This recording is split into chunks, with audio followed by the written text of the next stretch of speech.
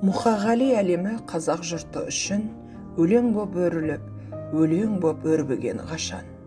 Поэзияны сүйетін жұртшылыққа Мұқағали әлемі жыр боп құйылып, ән боп қалықтап кетті. Мұқағали поэзиясын білмейтін бүгінде қазақ кемде-кем шығар. Жазылған естеліктер қаншама десеңші. Және біз ол естеліктен Мұқағалидың шынайы бейнесін тапқандай болдық. Өмірі өлеңге, өлеңі өміріне айналған Мұқағали бар онда. Мен әуестіктің не екенін ұмыттым. Заңғар биікке самғап ұшқан құстай өлеңді бір күйініп, бірде сүйініп, ішкі әлемінің күллі кеңістігін шарықтата әлде бір ынтазар сағынышпен жазатын болдым. Содан кейін барып мен өзімнің өлеңге, ал өлеңнің қыр-сыры көп сиқырлы, ғажап жат дүниеге айналып бара жатқанын түйсіндім. Бұл қандай дүние екен деп таңданып та жүрдім. Бір қарасам, әр өлеңде менің бір бөлшегім қалып жатыр екен. Қалай болғанын білген жоқпын.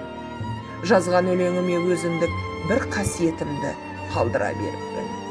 Менің қолымнан шыққан әр парақта құдды мен сияқты кішкентай жүздеген Мұқағалидың құмырсқадай өріп жүргенін көрдім.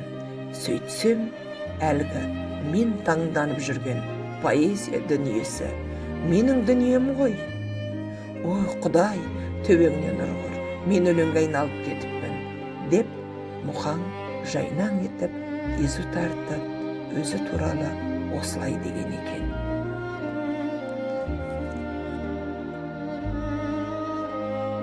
Поэзия, менімен егізбедің, сен мені сезесің бе, неге іздедің?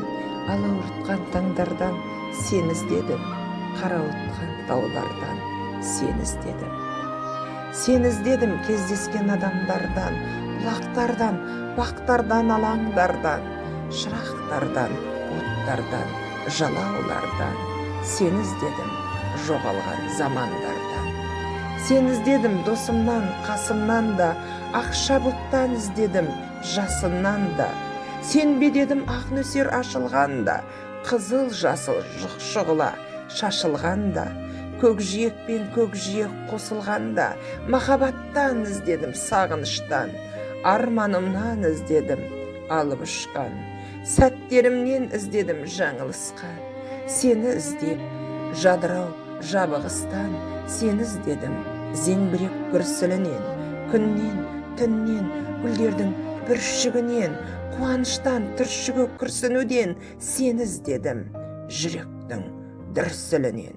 Сені іздедім сезімге у шараптан да, минуттардан іздедім сағаттан да. Сені іздедім, іздеймін, тағат бар ма? Сені маған егіз ғып жаратқан ба?